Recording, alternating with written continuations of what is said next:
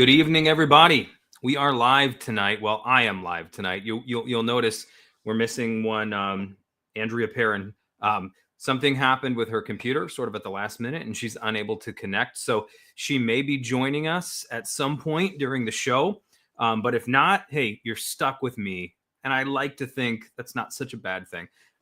But hopefully her computer starts working and she'll join us here in a little bit. But if not, we're gonna talk. So we had a theme for tonight, right? Dare to believe in miracles, and this was a theme that Annie came up with due to some things that we both had happen in our lives this week. And I won't share her story. I'll let her share that. But suffice it to say, some great things are happening. And I've had some things happen this week myself that I'm not going to go into details about, but I'm going to draw some lessons from the events themselves and talk about that. Now, bear with me because I was planning on having a conversation, a two-way conversation, mind you. So this is now going to be kind of an extemporaneous talk, which I'm sure will be fine. We'll be fine. We've done this before. Well, firstly, I just want to say welcome to Soul School tonight, guys. It's always a pleasure to spend my Friday evenings with you. Truly, truly, truly it is. I have had personal breakthroughs spiritually, emotionally, just by doing the show with you all on Friday evenings, that have been second to none in my life. One of them happened last week during the show. Like, if you watched the show last week, you'll probably remember there was a couple points where I was really feeling under the influence of spirit and definitely feeling just this real tangible sense of peace settling on me like a weighted blanket. And it was a very deep, profound spiritual experience that occurred during the midst of the show, actually. And it carried me through the week with some events that happened. And, so just spending this time with you on Friday evenings, being with you all in conversation, being in conversation with Andrea, and just being together with a bunch of like-minded people who are all geared and oriented toward, something higher, is really, really a remarkable thing. And it's really a great way to spend my Friday evenings. And it's been really life-changing and affirming for me. So thank you for being here as always, guys. I'm going to say in Andrea's stead, class is in session. And I'll also say right up front, I'm not somebody who believes that everything happens for a reason. I think that there can be coincidences, but even something like this with a computer not working, I've got to think that there's a reason for this. So there's got to be a reason for our time being tonight what it is going to be. And so I just am going to trust God, Spirit, the universe, that whatever comes forth tonight is what's meant to come forth. And that you're not watching this by accident, that I'm not here by accident, that the computer issues weren't even an accident, and that this is somehow ordained, that this is somehow a foreknown thing. And again, that you're meant to be here, and that I'm meant to be here in this moment, and that this is meant to be. So that's how we're going to roll with it. So we were going to talk again about daring to believe in the miraculous. And I know there's a lot of you watching this. I know that there's a lot of you watching this that are probably at a point in your life where you're like, I could really handle a good dose of the miraculous right now. So what is the miraculous, firstly? I mean, John Locke, what is it? Discourse on Miracles or something like that, kind of famously defines a miracle as being something that goes against nature. So where the natural course of things seems to be reversed. I don't know that that's necessarily my definition, because I tend to think that the miraculous, or what we think of when we use the word miraculous, let's say, divine intervention, divine provision, things that are quote unquote supernatural. I think this is actually the natural state of things. I just simply think that what we deem as natural and supernatural are actually two seamlessly joined realities. We're the ones who put the thick seam between them and make it seem as though the seam is thicker than it is. I just simply don't think it is. I think it's much thinner than it is, if it's even thin. I think these two realities actually map over one another. And if we can tune our minds into believing the miraculous to be normal. It will be. It will be normal, and we will find the miraculous becoming the commonplace. We will find the awesome and the awe-inspiring being the mundane, right?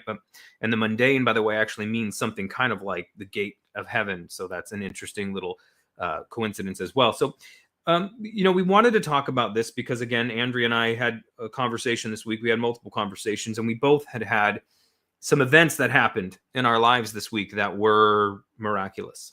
And I'll tell you a little bit about mine without telling you about mine, because it's just something, sometimes details are better left unshared. And, one day I'll share them, but it's just not the time for that. But essentially, I found myself in a somewhat impossible situation this week, a situation I really didn't know what to do about. One of those where I was really, really up against the wall, really, really, really up against the wall. And my mindset was positive. And it's something that I had seen coming a little bit, but I was actually blindsided by the manifestation of it because I didn't see it coming like that. And I was really up against the wall in this situation. And again, I had been keeping my mindset positive. I'd been looking for the signs and synchronicities and the things along the path that lead you toward the solution. But when I found myself in this situation, again, I was pretty blindsided by it. And I let myself feel that sort of 5 minutes of fear and frustration. And then I was like, okay, now let's handle this and let's see what Spirit does. And suffice it to say, a situation that seemed absolutely hopeless within an hour and a half's time was 100% reversed. And I still feel the tips of my fingers and limbs tingling from the experience of that reversal. It was so euphoric and gloriously discombobulating of an experience to see something switch, just like that. Now, I'll grant there have been plenty of other times in my life where I've been up against the wall and the switch hasn't been that sudden. It's taken more time. This was just simply one where it was sudden, and Andrea's was sudden as well. And we both experienced something like that this week. And so I want to pull some lessons from that, I guess, tonight. And these are lessons that have sort of been in my mind that I've been ruminating on and thinking on, but that I hadn't really sat down and put in any kind of, line upon line, precept upon precept sort of way. But since we're here in Soul School, having a direct lesson instead of a conversation, we're going to on the go come up with a lesson as well. So I'll tell you something.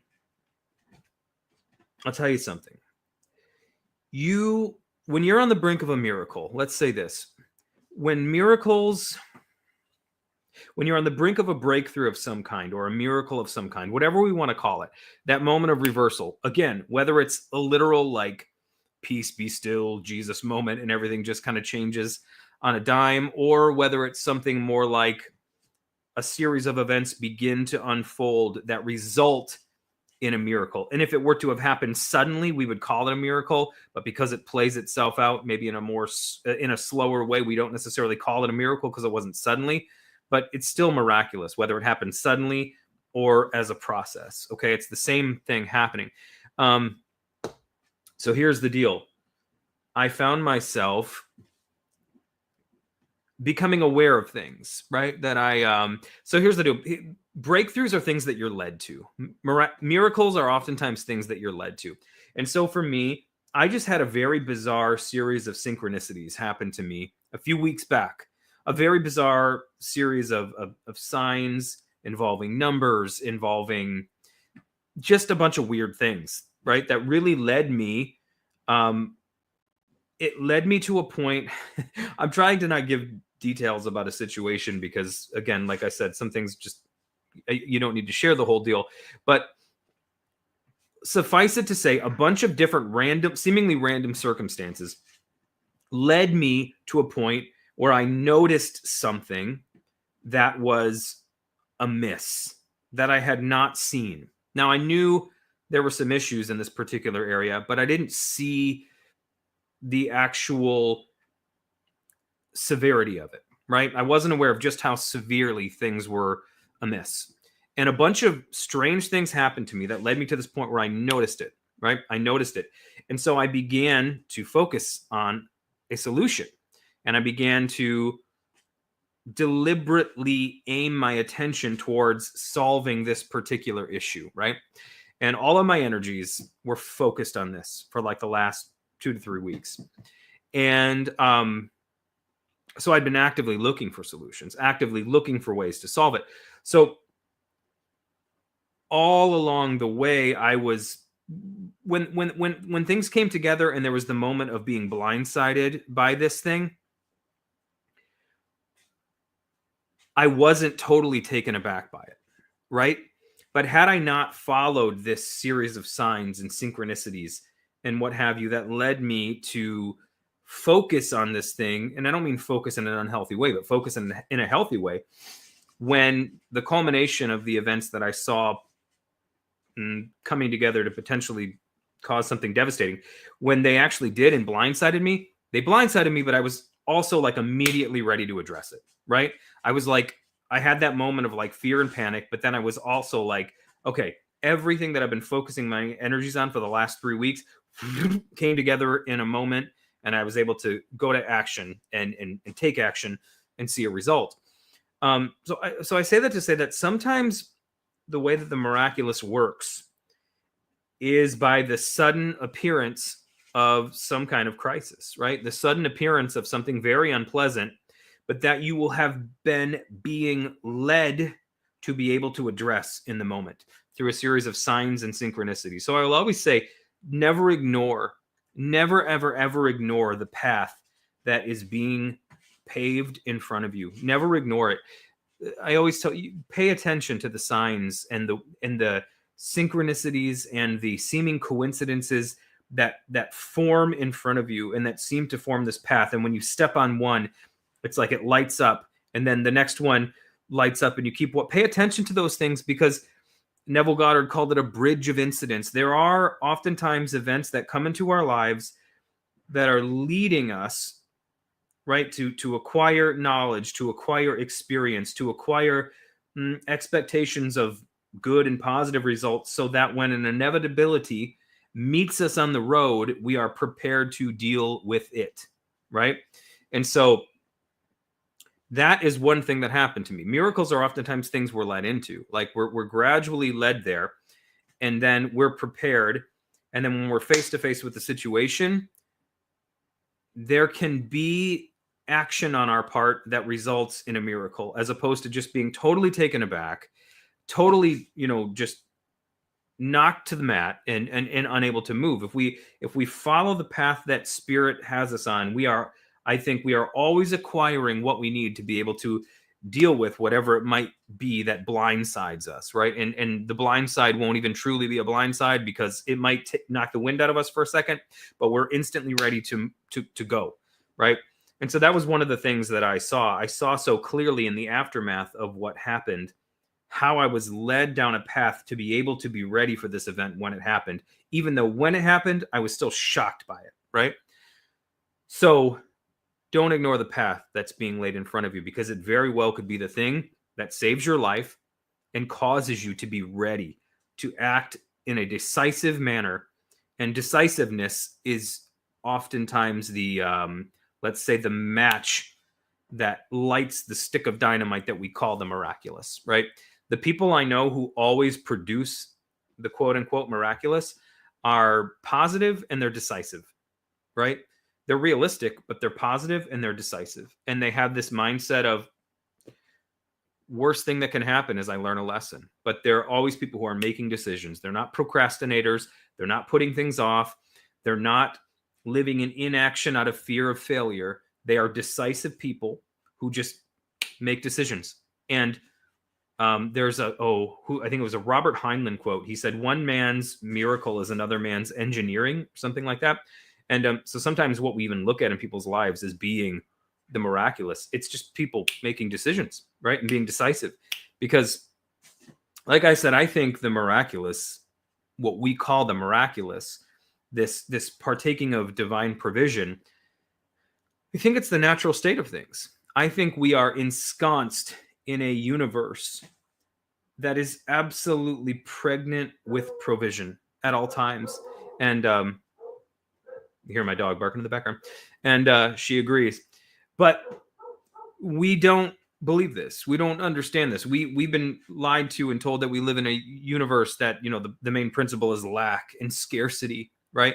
And so we live like that's reality, and so that's what we see everywhere. Like that's what we see everywhere is we see lack and we see scarcity. Yeah, it's a old illustration you've heard 10,000 times, especially if you're in any way interested in personal development. But you've heard about this thing in the brain called the reticular activating system, right? Where it's this sort of pattern recognition mechanism in the brain where if you focus on a thing, you will begin to see that thing everywhere, right? If you focus on a thing, you will begin to see that thing everywhere. Now, it doesn't mean that that thing wasn't always everywhere before, but now that you're focused on it, you're seeing it. I got a new car a couple of weeks back.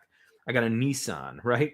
I never noticed a Nissan on the roads before. I just never did. I noticed a Buick because I drove a Buick, or I noticed other kind of cars that I liked, but I liked this car. It was time for a new car, so I got a new car.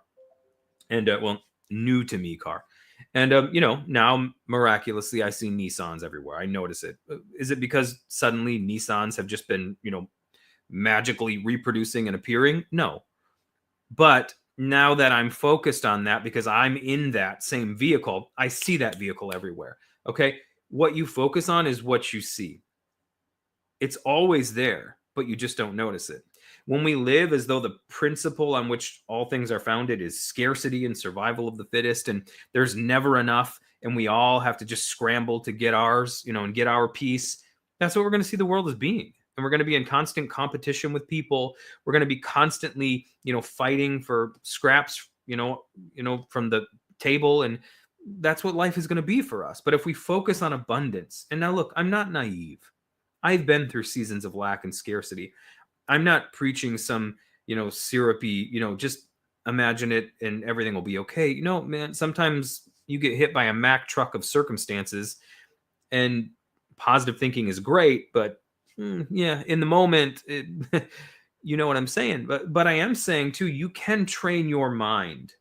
You can train your mind to be solution oriented. You can train your mind to be provision oriented, where you see, things like, look, I went through a season where I believed money was just really hard to make, right? I just believed money was really hard to make because for a season, money was really hard to make. And so I went through a season where I just believed money was really hard to make. Well, guess what? Money became really hard to make.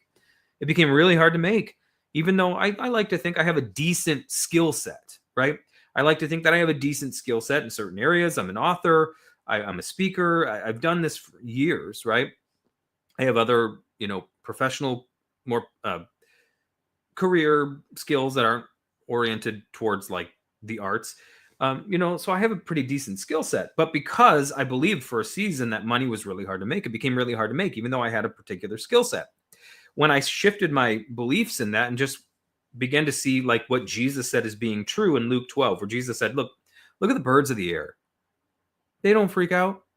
They're not hustling and grinding and trying to, make a buck and barely getting by. They're flying around, flapping their wings, singing the same song they've been singing for millennia, and just reaping the rewards of the natural world that are everywhere. Consider the lilies of the field, he said. He's like, they don't toil, they don't spin, and yet not even Solomon in all of his splendor was arrayed as one of these. And all they do is just exist and partake of this abundance that is all around them. And when I began to just trust and believe and think that, maybe that is what the universe is actually like. Maybe the universe actually is not working against me all the time. Maybe if this universe is a good creation, and maybe if what God said of it is actually true, which is he said, it's good, it's good, it's good. So if it is good, I'm meant to be here. I'm meant to exist within it. I'm meant to coexist with creation. So maybe we're not at enmity with one another. Maybe creation isn't fighting me, and maybe I'm not fighting creation. Maybe I can flow with it and move with it and roll with it, and maybe things can actually be easy, right? Jesus did say, my yoke is easy and my burden's light. So maybe when you realize certain principles, it can be that way. And so I began to think that way. And lo and behold, opportunities seem to present themselves to me. Now, Were those opportunities not there before? No, those opportunities were there before. I didn't see them because of my mindset, right? I didn't see them because of my mindset. My mindset said opportunities don't come along that, move you forward like this. They're rarities, and only certain people get them. And so that opportunity would be there, but I had this mindset of no. So I didn't decisively take action and latch onto it. And so I missed what would otherwise have been dubbed a miracle, right? I missed what I would, what I would otherwise said. That was miraculous. That was miraculous provision. God really came through. The universe really came through. But because my mind wasn't fixed and focused on that thing as a possibility, how many times did those things present themselves to me and I let them just move right past me because I wasn't prepared to say, that's the thing, and decisively lay hold of it, right? So miracles, part of it is mindset. What we call the miraculous, some of it's mindset, man. And never underestimate the power of that. Seriously, never underestimate the power of that. Now, I don't want to sound all like airy-fairy with this, like seriously, because I'm telling you, man, I had an experience this week that, I thought I was going to have a heart attack in the midst of the experience, right? I did. I thought I was going to have a heart attack in the midst of the experience because it so freaked me out, right? So I don't want to sound like this hyper optimistic whatever guy who doesn't live in the real world, who's telling you the answer to all of your problems is to just snap your fingers and think positively, because I'm not that naive. I'm not that naive. I understand that there are complexities. I understand that life is hard, man. Life sometimes it sucks sometimes. I get that. So please, I know we're going through things. I know so many of you listening to this are going through things, and you can hear something like all the positive thinking, kind of motivational Tony Robbins-ish sounding stuff I just said, and you can be like, whatever. But listen,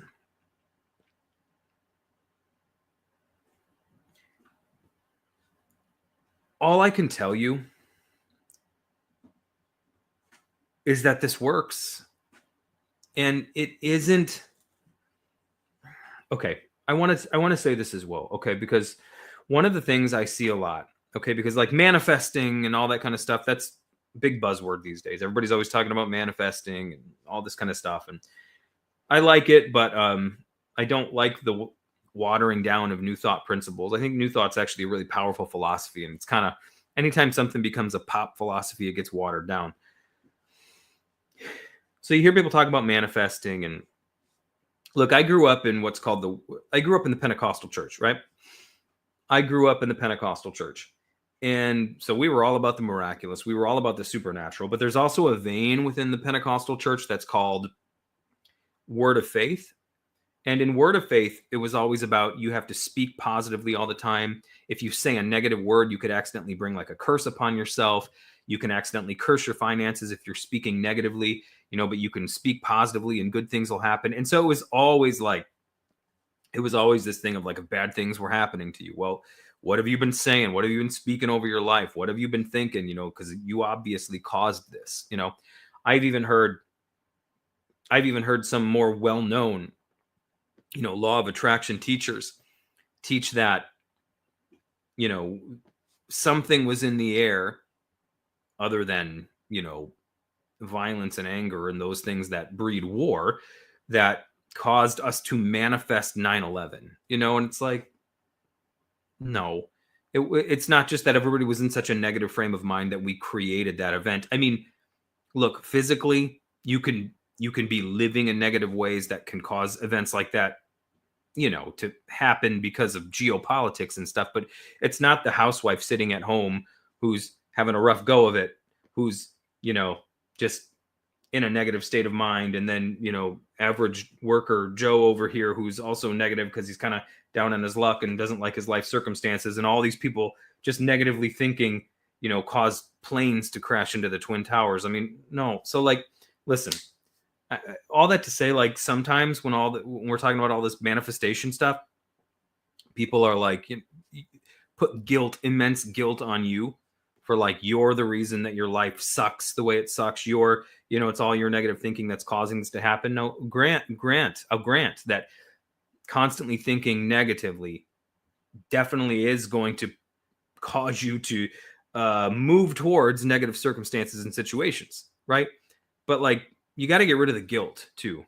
You got to get rid of the guilt and the shame of thinking you brought this on yourself. And sometimes that's like the first step forward, is to shake off the notion and shake off the belief that somehow, some way, your negative thinking caused this thing or that thing to happen. Like, own what you can own, because taking responsibility is important as well. But you got to get rid of that sense of shame and guilt of like, I've caused this somehow. Look, even if you did, it doesn't matter, because what has happened, and everything that has happened is now a lesson that you learn from.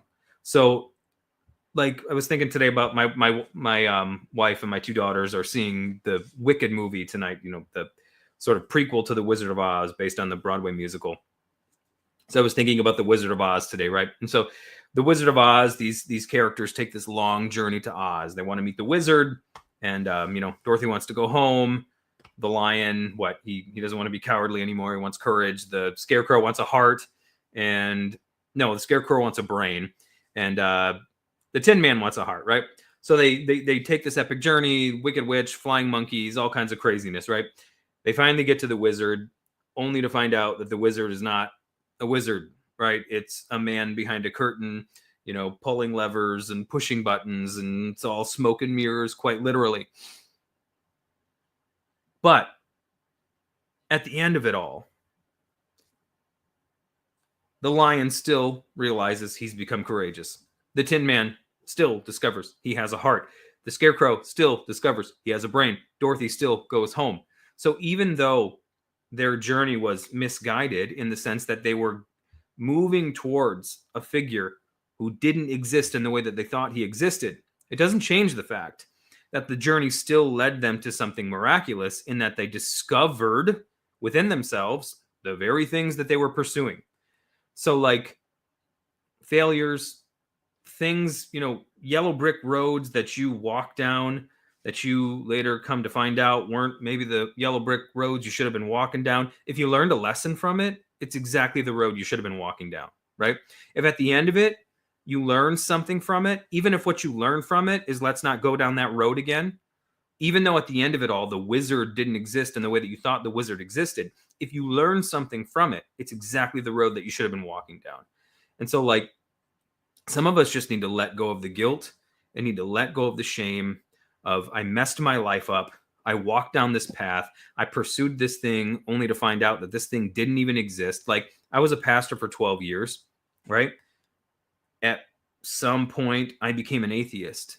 And I thought, quite literally, God is just smoke and mirrors. And I lost my faith for a season, right? And then I had a drastic paradigm shift where I kind of returned back to faith in it, albeit in a very transformed way, but still did. But like, the glorious thing about that was that like, at the end of it, I was like, geez, because now that I'm, back in a place of faith, I'm like, man, what a path I took. I can't believe I went down that path. No. It was the right thing, because I learned lessons. My faith was transformed as a result of walking down that path. Like, I wouldn't trade that for anything.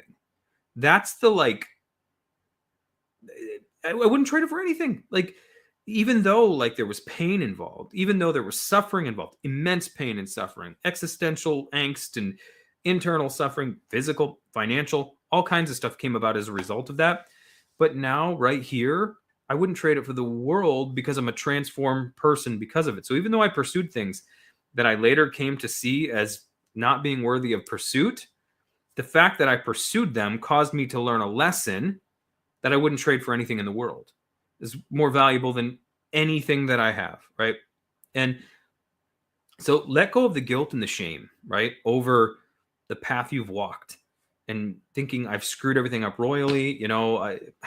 I'll never get back on track. I hurt so many people along the way. Look, take ownership. Sure. Make apologies, make amends, but let go of the guilt and let go of the shame. Stop calling yourself a failure. right? Stop thinking in terms of failure. I just say directly to somebody watching this right now, stop thinking in terms of failure. If you can learn from it, look, if you realized you messed up, you've already learned a lesson. You've already learned a lesson if you look at mistakes and say, I've messed up. And the lesson you've learned is let's not do things that way again. So you've already learned. So it's not a failure. That's the moment where you alchemize failure into success, into the miraculous, is the moment you realize it's not truly a failure if I learn a lesson from it. Okay? So, like, seriously, let go of the guilt, let go of the shame, let go of the burden that you've been carrying, that you've messed things up beyond, repair. No, if you've learned a lesson from it, you're already on the road to reversal and to breakthrough. Okay, you are already on the road to that thing being turned around. So there you go. Okay. Yeah, talking about the miraculous, talking about all that stuff, doing a live lesson plan as I'm talking here. So, hey, you know what? Why don't we do this? If there's anybody who has any questions or any comments or anything that you kind of want to add to the discussion, Bill, I'd invite you to. I'd be happy to let you throw those in there, and I'd be happy to take some questions if anybody has any. I know we've kind of been all over the place tonight a little bit. I'm just kind of speaking extemporaneously, but if anything that I've said tonight is caused you to have any kind of thoughts, maybe you have something you want to share, or maybe you have a question, feel free to ask it, and we'll have Bill throw it up there. But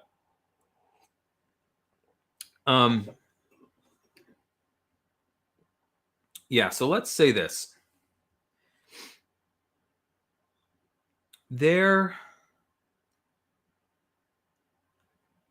Yeah. Okay. So here's another principle I've learned. Okay, let's see. Jeff, do you think that we have to believe in miracles for them to happen for us? Could we perhaps manifest them by believing? I think it's possible, right? I think it's absolutely possible that simply by believing something, we can cause these things to manifest, that we can cause these things to come into being. I've seen it happen in my own life. I mean, I'm going to talk more in the terms of like what we might more traditionally call miracles here at this point. But so I remember as a kid on my elbow, as a freshman in high school, I had like warts on my elbow, and I didn't like it. I was self-conscious. I was a ninth grader, new school, and it made me self-conscious. And I had a bunch of them on both of my elbows. And it was like something I never noticed. And then I was like, oh, that's there. And somebody's made a comment about it. It made me self-conscious. And okay, so I felt bad about it. Well, I heard a preacher, because I was in a Pentecostal home at the time, and I heard a preacher say that his son came up to him once, and he had warts all over his hand. And he said, Dad, I really want these gone. And he said, okay, give me your hand. And he said he held his son's hands in his hands, and he spoke to the warts to die and to fall off. And I was like, hey, you know what? It's worth a shot. So I did the same thing to my elbows, and literally within a matter of a couple of days, they fell off and flaked off and have never come back. And later in life, I had this callus that was in the middle of my hand right here. And I don't know what it was even from, but it was like this big callus that I thought was kind of ugly. Again, it's not that big of a deal, but it was just something that made me self-conscious. Nothing life-threatening, nothing like that at all. Just something that I didn't like. And I remembered that event. I remembered that happening. And I put my thumb over it, and I just spoke to it and commanded it to like fall off and go away. And I had it, I mean, my entire adult life. I don't remember what happened or where it came from, but I had always had it. Within like 2 weeks, I just looked down and noticed it was gone. What is that? Positive thinking? What is that? Some kind of like, psychosomatic response? Is that placebo? I don't know. I was talking to my kids about this the other day, and I was like, even if, we just chalk it up to the placebo effect is pretty damn miraculous, right? So like, say it's just a placebo. It's like, well, you gave somebody sugar pills and told them it was medicine, and their brain and body went to work and healed them. So that's miraculous. One way or another, you took a lie and it led to health. That's pretty miraculous if you ask me. So even if that's all it is, it's like, I don't care. It doesn't matter to me what it is. It works. So belief is absolutely powerful. Belief is absolutely powerful. And I mean that both in the sense of like that, where literally I was able to affect a change in my physical body through belief and then speaking forth that belief, right? However it happens, I don't know, but it happens. I've seen it happen on numerous occasions over the years. So yeah, absolutely, I think that is. But I also have to believe that God, the universe, whatever, is also merciful enough that our belief doesn't always have to play a role, because sometimes I think we're at a point where we can't believe anymore. Sometimes we're just so beat down that having like a strong faith is not really an option, and that's when we have to like surrender, right? So I think strong faith that won't let go is powerful, but then I think also just surrender is equally just as powerful, and those two things can go hand in hand, but they don't always feel the same, right? So like in the 12 steps, I think the reason the 12 steps in Alcoholics Anonymous is so effective at doing what it does, one of the reasons is because of that principle of letting go and trusting a higher power. That doesn't need to be named, but psychologically, it's understood that relinquishing control to something higher than yourself is a key to breakthrough. So I think to answer that question, or to respond to that question at least, yeah, faith, absolutely, our belief can cause things to manifest. But at the same time, I also think we need to be mindful of the fact that sometimes we can be so beat down that having this sort of dogged faith isn't, it might not be a possibility, right? And so in those moments, we have to be able to just trust that God, the universe, source, whatever name you use, is merciful enough to act despite our lack of faith, right? And that's that moment where you just sort of yield to whatever is, believing that whatever is love and holds you and has everything that you need, and you just trust. And I think that, well, I mean, it really is an act of faith, but it's an act of faith that often comes at the end of absolute exhaustion, and comes as a result of exhausting all of your efforts and feeling broken. And then you let go, you release. And then once you release, you've heard Andrea say it many times, once you stop clinging to the branches in the river and fighting the current, and you just let go, you find you're carried, right? And if God is love, whatever it is you're being carried in and towards is better than you could ever imagine. And I truly believe that. All right. So any other questions or comments or thoughts anyone wants to share tonight that Bill could throw up on the screen? I appreciate the interaction, guys. I know in this particular show, we don't always do questions and stuff like that. So I appreciate it when they're there. Okay, not everybody all at once, guys. I can't take them all at once. I'm just kidding. All right. Well, if not, I want to talk a little bit more about that whole surrender thing. Yeah, I want to talk a little bit more about that, because I feel like we fight reality, right? And I've seen this in my life so many times, man. I've seen this in my life so many times. Like, we are trained to think, as I said before, that the universe is hostile, right? We are trained to think, and we're told things like, everything out there is trying to kill you. There's some truth to that, okay? But we've been taught this like version, especially as Westerners, we've been taught this version of reality in which everything is fallen, right? In which everything is fallen, right? Where because of the sin of Adam and Eve, let's see, does ego play a part? What do you mean exactly? I suppose ego play a part maybe in the squelching of the miraculous. I think it could. I don't know. Maybe elucidate a little bit more what you mean by the question, and I'll get back to that. So yes. What was I saying? Okay, talking about the issue of abundance, right? So we're taught that the universe is fallen. We're taught that everything is against us. Everything's trying to destroy us, and whether it's time that's trying to age us and work against us, or whether it's the sun that's trying to give us skin cancer, or the many predators out there that are just trying to take us down, right?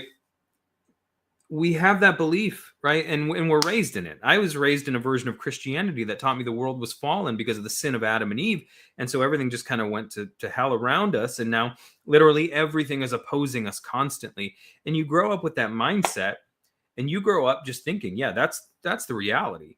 All of nature and all of creation is against me. All of nature and all of creation is trying to take me down. Entropy is trying to digest me in the, it's trying to break me down in the digestive juices of entropy. And so, we have a comment here. Oh, tell me about miracles. I was told I can't have kids. Never, now proud mother of blue-eyed, beautiful 9-year-old girl and stunning identical 8-year-old twin girls. And they were amazing and wonderful. I believe it. Absolutely. That's awesome. That's so awesome.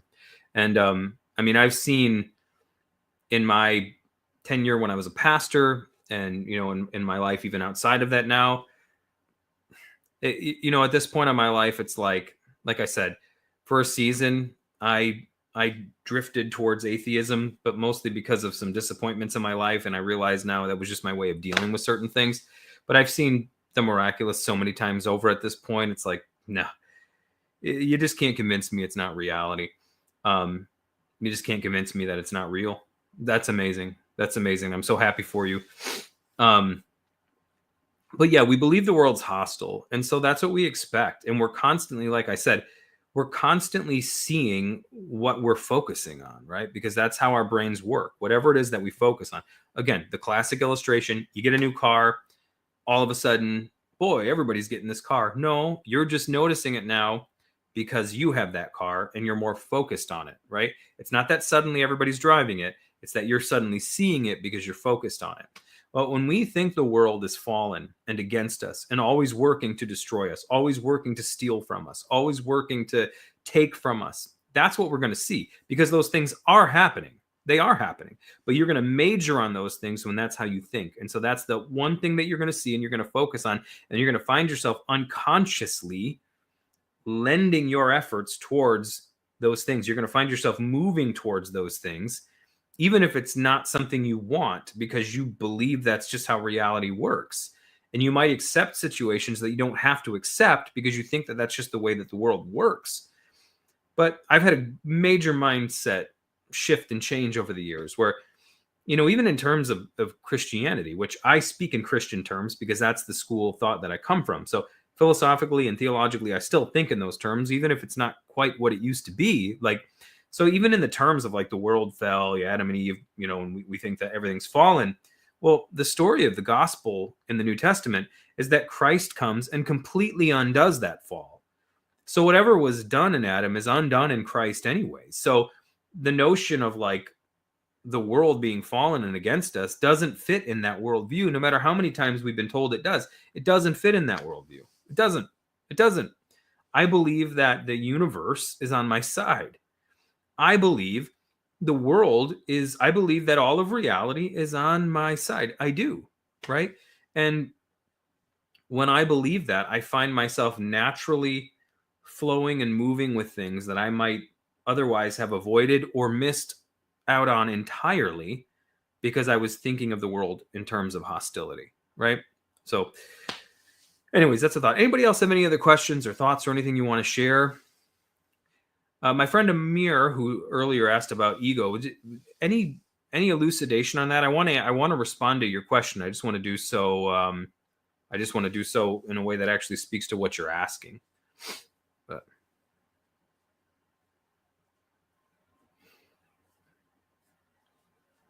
that's amazing. So happy for you, my friend. Seriously, so happy for you. So happy for you. All right. Well, let's keep talking then. Okay. The miraculous, huh?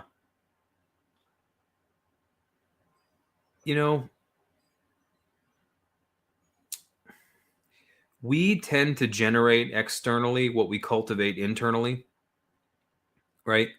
We tend to generate externally what we cultivate internally. So there's a great story in the New Testament, and it's a story of Jesus and his disciples, and it says that Jesus is asleep in the cabin, the inner chamber on the ship, and his disciples are all freaking out, and the waves Ego in regards to allowing us to surrender. Absolutely. Okay. And that's kind of what I thought you meant, my friend. And I just wanted to make sure I responded properly to your question. I do think so. I think ego could absolutely play a part in that, because you know what, it's funny when I watch people in law of attraction circles, let's say, manifestation circles. Hey, Bill. Hey.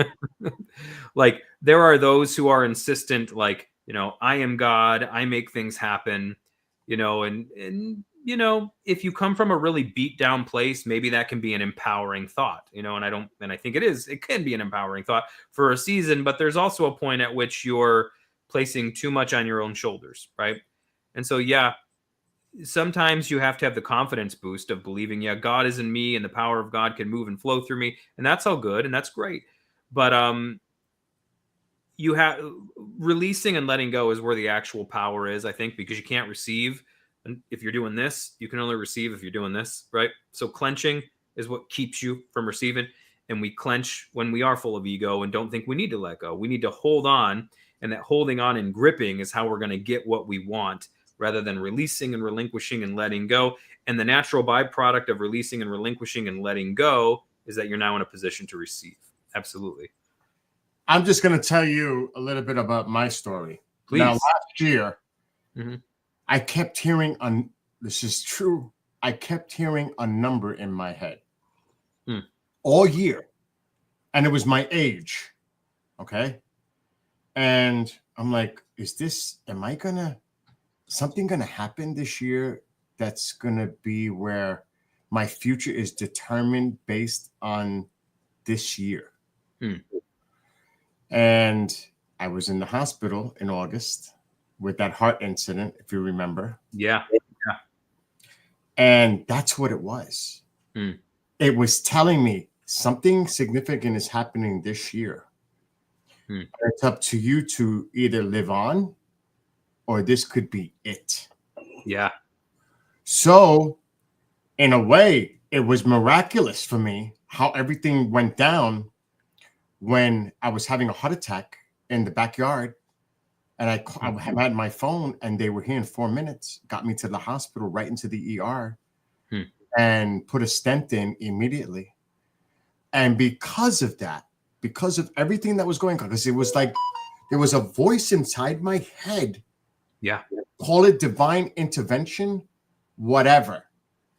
But it was telling me that something big is going to happen to me. Yeah. Now, it's not just the basis of divine intervention. It's also about the individual to make the most of that moment moving forward. Yes. So I was 236 pounds. I'm now 175.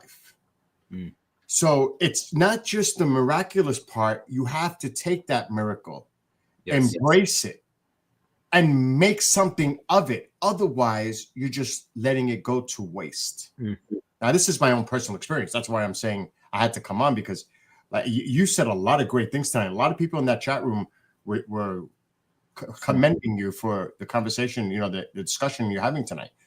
So, yes, you have to own it. You have to take responsibility. And no matter how bad things seem, you have to fight on, and you've got to just be determined to overcome any obstacle, as hard as it may be. Yeah. Period. That's right. Otherwise, you might as well just give up, lay down. It's over. You can't. Yep. And there's like there's a supercharging that happens too when you get, because there might be things we know need to be addressed. Like maybe you had thought, oh, I should get in shape or whatever, right? Or maybe you had a thought like that. But there's the supercharge of you get the number, right? So it's like, oh, that's interesting.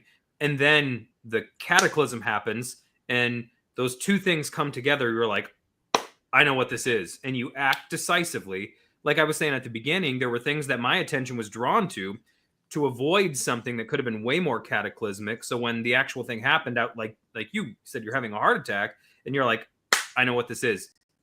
And you acted quickly, you acted decisively. You didn't just say, maybe I just ate something. Whatever. You acted, and you avoided you avoided tragedy. Like same thing happened with my dad last year. He had to have a quadruple bypass, and he was at his he was at his doctor's just for a routine checkup, right? And he was given a clean bill of health, essentially. He was ready to walk out the door. And the doctor was just like, anything else? And my dad said he almost was just like, no. And he was just like, oh, but he just had this inkling to say, oh, yeah, I have had this one particular symptom. Don't really think it's a big deal. And the doctor was like, oh, really? We need to do a stress test. Did a stress test. The next day, he's in the ER. They're trying to put a stent in. Couldn't do it. A couple days later, he's having quadruple bypass. Wow. He wouldn't have been here today had there not just been that thought to say that. So miracles are sometimes preventative. Sometimes it's the cataclysm being prevented by acting on a hunch, by moving on intuition in a moment, and then, like you said, taking everything you learn from the situation and going forward with it and making the changes in your life you need to make. We got 2.5 minutes, and there's a really great question coming from Leanne. Yeah. I hope I said that right, Leanne. I'm going to put it on the screen, but I would say this, just based on this question: if somebody's acting negative around you, get away from the negative energy.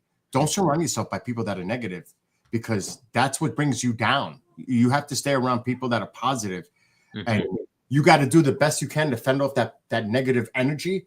But if you're constantly surrounded it's really tough. But Jeff, it's all yours. We got like 2 minutes. Yeah, no, I mean, there's an old adage, comes from the scripture, but you'll hear it in other places too. Bad company corrupts good character. And, if negative influences and negative people, you can allow them in your life to the degree that you are not being influenced by them and they are being influenced by you. But you have to have boundaries. You have to have borders. And if you take all the boundaries and all the borders in your life down, you'll soon find out what they were there for in the first place, right? So I would say if there's a person in your life who's a negative influence, if you can keep a space open in your life for them where you're not being influenced negatively and where you're influencing them positively, great, keep up with it. But if you find that you're being dragged down more than they're being pulled up, it's more than okay to separate. And that might sound very harsh, but sometimes you got to make harsh decisions. Yes. And sometimes there's a commitment you've made in a relationship, like if you're talking about a spouse or something like that, it's going to be more nuanced, right? It's going to be more nuanced due to the level of the commitment you made and the fallout that would result as a result of something like that. So those are situations in which you have to be more nuanced. But if we're just talking about like, a coworker or even a friend who's constantly dragging you down, you are more than justified in saying, hey, I love you. God bless you. But for this next season of life, I need to take a break from this and focus on positivity and becoming a better version of myself. So, well, we got to wrap up, but I'll say this on behalf of Andrea, of course, and you could speak for yourself, but happy Thanksgiving. Enjoy the upcoming holiday with your family, friends, etc. Try to enjoy it. And we're always here together. We're a community. So that's what I will say on behalf of everyone at KJRA and Andrea and her sister and her family. But Jeff, it's all yours while we wrap it up. No, I'd say the same thing. And thanks for being with us tonight. Thanks for putting up with my extemporaneous ramblings. I hope something in all of this meant something and made some sense of some stuff. And I really, really appreciated spending the hour with you guys. And I hope you have an amazing holiday with your family and friends. And until next time, we'll just say class dismissed. There you go. Have a good one, everyone. Peace.